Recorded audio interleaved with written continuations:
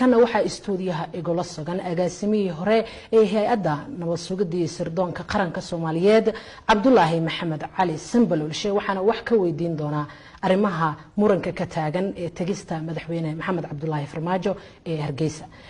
Sambalolshe ku soo dhawow istuudiyaha koowaad ee RTN ugu horreyn waxaad inooga warbixisaa arrintan muranka badan dhalisay ee ku aadan in madaxweyne Farmaajo uu dhawaan gaari doono Hargeysa ee arrintaas bal maxaa ka leedahay بسم الله الرحمن الرحيم أبيضيان أدوم هالسنتين مرتقات كادوم مرتقاتين حرونت الدحيح RTN runtii arrinkan waa arrin muddooyinkii ugu dambeeyay aad loo hadal hayay jahwareer fara badan iyo buuq fara badan dhaliyay aniga shakhsiyan iyo cid kastoo Soomaaliya wax garada way soo dhaweynaysaa Soomaali inay heshiiso isku timaado laakiin run bay Soomaalidu ku shii kartaa madaxweynaha Soomaaliya ayaa ra'iisul wasaaraha Itoobiya Hargeysa u tahriibina markaas ay sheegeen maxaan ku dhahaa door qorqabo dib ay ku cabtaahay wax aan rasmi ahayn ayaa wixii muddo soo taagnay lagu xalinay aniga ilama ahan taasna waa mid ummadda Soomaaliyeed iyo qaasatan Soomaaliland lagu wareer rabo nabadii yaraad iyo wadajidkii yaraay oo u jirana arrin lagu khalkhalay rabo oo jahwareer loogu abuuro kaweey xamar ayaa xukunkiisii propaganda beebeen lagu qabsaday Soomaaliland waxaan leenahay in aanan fake news iyo Facebook yaan la ku qabsanin runtii Soomaalinimada ayayna ceeb ku tahay in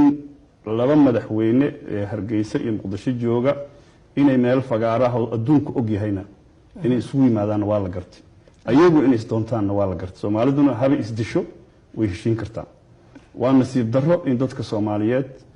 iyo madaxda Soomaaliyeed ay garan waayaan danahooda oo loo garto marka wax kasta oo Soomaaliya la isku soo dhaweynaa anaga diyaar ayaan u nahay laakiin tan waxa la dhahaa afka baarkiisa waa wax oo ay sheegeen wanaagsan laakiin xaq aan loola jeedin aad madaxweyne Muuse Biixi maanta waxa uu ka jawaabay arrinkaasi oo wuxuu yiri madaxweynaha Soomaaliya sinaba uma imaan doona Hargeysa bal arrintaasina ka waran arrinka waa soo dhaweynayna Muuse Biixi hadalkiisa waa soo dhaweynayna runtii صح ma qabo dawladda Farmaajo inay tahay tii xalin lahayd farqiga iyo maxaan ku dhahaa kala maqnaashaha Soomaaliland dabcan anu waxaan aaminsanahay mid loogu talagalay extension ama re-election labada odayba Farmaajo iyo Abiiba marka qadiyada Somaliland wax re-election lagu doonto waa ka weyntahay Allahu naxariistee madaxweyne Cigaal ayaa 2000 markii Soomaalida ku shirsaneeday Djibouti ay safar badan oo qeyro badan iyo buuq fara badan oo hin badan ka dhacday Soomaalidu isku soo noqotay waxa la waa taa Soomaalida oo inaysi maxaa banaanka joojiyay halka Soomaaliya hees iyo oohin ka badan buu ku jira hadda booqashada Farmaajo Abi ka badan ayaa halka Soomaaliland ku jira aad labada madaxweyne markay isugu yimaadeen magaalada Addis Ababa ee dalka Itoobiya madaxweynaha Soomaaliya Maxamed Cabdullaahi Farmaajo wuxuu raali gelin ka bixiyay dhibaatada ay tabanayeen reer Somaliland bal arrintaasina garaashuhu wax muhiim ah waay laakiin garaashiyada madaxweyne Maxamed Cabdullaahi Farmaajo uu baxshay ka hor ayaa madaxweyne Xasan Sheekh Maxamuud ayuu garaashiyo baxshay sidaana loo buunbuun waxaan aaminsanahay garaashiyuhuna half-hearted ahayd waxba laga daba tuuray waxay ahayd si official in la dhaho anigoo ka wakiila dawladda Soomaaliya waxaan raangelin ka buuxinaya xasuuqii loo geystay dadweynaha Somaliland oo kacaan u geystay inuu raali gelin ka bixiyo isla markaasna uu ku baaqo cid alle cidii xasuuq ee nool ee xasuuqaas qayb ka ahaday inuu maxkamad soo saaray qodob ahaday wada hadallada Somaliland iyo Soomaaliya intuu 3 sano joogay Maxamed Cabdullaahi Farmaajo Luis way culaadiyeen way go'doomiyeen ciriir far badan ay galiyeen last minute oo hadda hal sano u dhiman tahay oo la rabo some sort of campaign mood lagu jiro in la yiraahdo Somaliland tagayna xoogaa waxay ku tahay I think insult maskaxda Soomaalida iyo midda Somalilandba madaxweyne Xasan Sheekh iyo Sheekh Shariifna wada hadalka way soo bilaabeen markii Brussels tagay waxa la yiraahdo special treatment ama arrangement Somaliland loo sameeyay oo horumarinta iyo waxaas oo dhan lagu sameeyay Sheekh Shariif iyo maxaan ku dhahaa Silaayana meel fiican ay wax keeneen Xasan Sheekh Silaayana meel fiican ay wax keeneen ma dhameystirin laakiin haddana positive spirit in la wada hadli karo wada hadalna wax lagu dhameyn karo go'aan ayaa la qaatay principally marka wada hadalku waa muhiim laakiin waxa la wada hadalku inuu ahaado genuine marka qaarkoodna fariinta waxa ka muhiimsan fariinsidaha I think fariintu waa fiicantahay laakiin fariinsiduhu ma fiicna aad sidaan wada ogsoonahay ee gudoomiye 11 bilood ayaa ka harsan ama bilooyin ayaa ka harsan in xukuumadani ay dhamaato oo xukuumad cusub la soo doorto maxaa isleedahay marka dadku waa lagu mashquulinayaa ma isleedahay arrimahan Soomaaliya iyo tagista madaxweyne Farmaajo uu Hargeysa tagay maxaa ka dambeeya aniga waxay ila tahay horta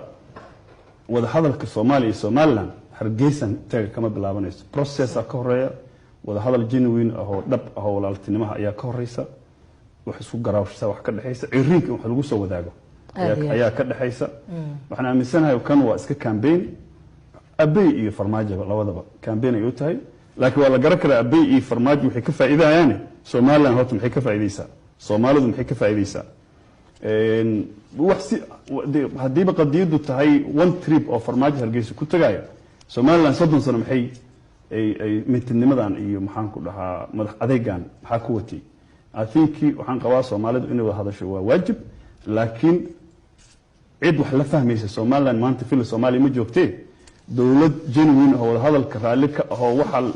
dadka ka dhaxeeyo iyo waxa isku keeni kara dadka dawlad garan karta intay ka imaanayso wada hadalka hal hakiyo aniga saasan ku soo jeedi lahaa waxaan kaloo dhihi lahaa madaxweyne Muuse runtii bisayl ayuu muujiyay Soomaalnimo ayuu muujiyay 60kiina in la isku yimaado Somaliland sabab ahayd in la kala tagana koonfurta ayaa sabab ahayd haddana waxa way signal ay soo direen inaan wada hadalna diyaar u nahay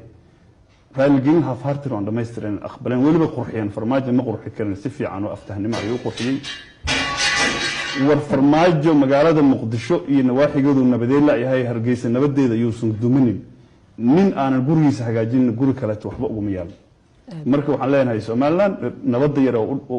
u abaabulan ama u yagleelan yaan sima la yaani khalqal iyo loogal waatahay aad baad u mahadsantahay kaasina wuxuu ahaa gudoomiyihii hore ee hay'adda nabad sugidda sirdoonka qaranka Soomaaliyeed Cabdullaahi Maxamed Cali Sanbalolshe oo ila falaqeynayay arrimaha Somaliland ka taagan ee ah in Farmaajo